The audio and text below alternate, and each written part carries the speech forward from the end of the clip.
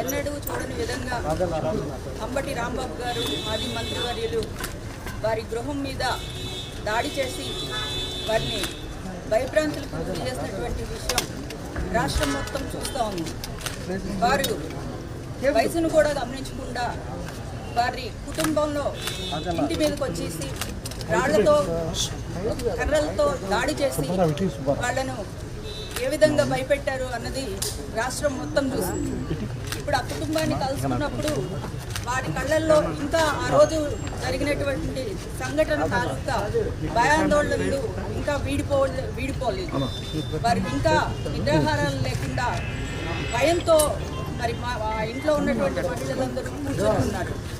ఇలాంటి దమనకాండకు గౌరవ మాజీ ముఖ్యమంత్రి వర్యులు వైఎస్ఆర్ కాంగ్రెస్ పార్టీ అధ్యక్షులు ఆ కుటుంబానికి వారి యొక్క సంఘీభావం తెలియజేసి వారికి అండగా ఉంటాను అని తెలియజెప్పడానికి రేపు అంబటి రాంబాబు గారి రావడం జరుగుతూ ఉంది.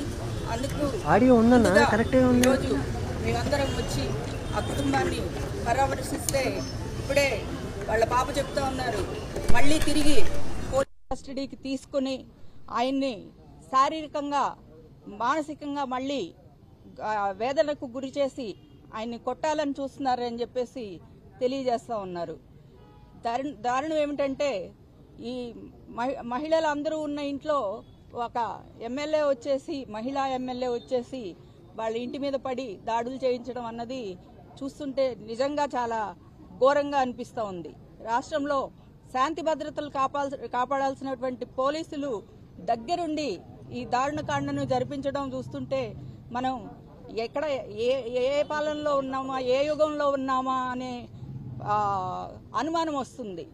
మనం రాక్షస యుగంలో ఉన్నామా, ఈరోజు త్రేతాయుగం దాటాము, ద్వాపర యుగం దాటాము, కలియుగంలోకి వచ్చాము. రాజ్యాంగాన్ని డాక్టర్ బిఆర్ అంబేద్కర్ గారు ఇచ్చినటువంటి రాజ్యాంగాన్ని అమలు చేసుకుంటూ శాంతియుతంగా ఉండాల్సినటువంటి రాష్ట్రంలో రెడ్ బుక్ పాలన అని చెప్పి మొదలుపెట్టి ఈరోజు అందరినీ కూడా వారికి ఎవరైతే టార్గెట్ చేశారో మొత్తం వైఎస్ఆర్ కాంగ్రెస్ పార్టీ లీడర్స్ అందరినీ కూడా అరెస్టులు చేసుకుంటూ పోతూ మరి ఏమాత్రం ఒక ఎలా ఇబ్బంది పెట్టాలని కార్యకర్తలందరినీ కూడా భయభ్రాంతులకు గురి చేస్తున్నటువంటి ఈ రాక్షస పాలన ఖచ్చితంగా పోవాలంటే దాన్ని మనం రాష్ట్రపతి గారికి నివేదించుకొని గవర్నర్ పాలన విధిస్తే తప్పితే ఈ రెడ్ బుక్ రాజ్యాంగానికి అంతం లేదని కూడా తెలియజేస్తా ఉన్నాం.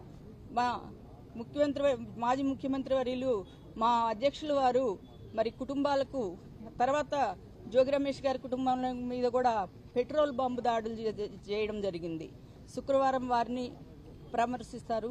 రేపు ఇక్కడికి రావడం జరుగుతుంది. కాబట్టి మా మీద ఏమైనా ఈగవాలితే, మా నాయకుడి మీద ఈగవాలినా కానీ ప్రభుత్వాన్ని ఖచ్చితంగా మా కార్యకర్తలందరూ కూడా ఏం చేయాలో అది తర్వాత తెలుస్తారని కూడా నేను తెలియజేసుకుంటా. ఇప్పుడు వాళ్ళు చేసిన దాన్ని మీరు సమర్థిస్తున్నారా?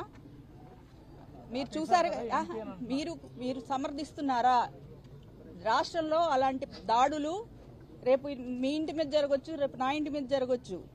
మనం ప్రజా జీవితంలో ఉన్నాం. స్వేచ్ఛగా బయటకు వెళ్లే అవకాశాలు మనకు ఉండాలా లేదా అన్నది మీరు చెప్పండి. ఇంటి మీదకి వచ్చేసి రాళ్ళు ఇసిరి దాడులు చేస్తుంటే రేపు మీ ఇంట్లో మీరు పెట్టే వార్త నచ్చదు ఎవరికన్నా. అప్పుడు వచ్చి మీ దాడి చేస్తే ఏం చేస్తారు? మిమ్మల్ని మీరు ప్రొటెక్ట్ చేసుకోరా? ఊరుకోరంటే ఏంటి? మేము అండగా ఉంటాం ఆ కుటుంబానికి. మమ్మల్ని మేము రక్షించుకోవడానికి తీసుకుంటామన్నాను. ఊరుకోరు అని అంటే with in the frame work of constitution and law and order చేస్తామండి. అంతేగాని వాటిని బ్రేక్ చేసి చెయ్యం. అదే అండి, ప్రత్యేకించి అడగక్కర్లేదు. అంటే వాళ్ళు చేసిన పద్ధతులు బట్టి మీకు అలాంటి అనుమానాలు వస్తున్నాయేమో కానీ వ్యవస్థ మీద అవసరం.